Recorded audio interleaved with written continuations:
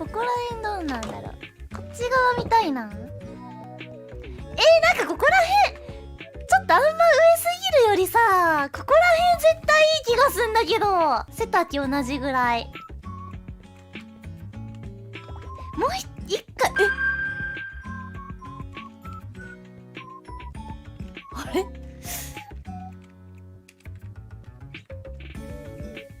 こう、事故物件これ。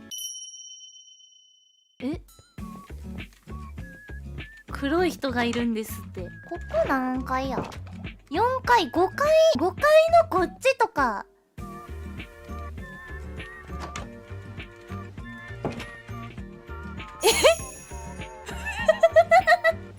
あれ？うち1個上行ったよな。これ、もう一つ上。いいのでは？いやでも4階の景色、なんかすごくよく見えたな。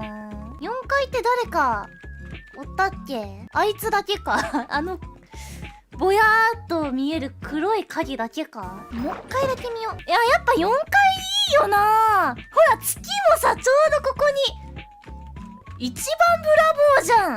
なあ、と思うよ。一緒に住むか？お前、うちの仲間になれ！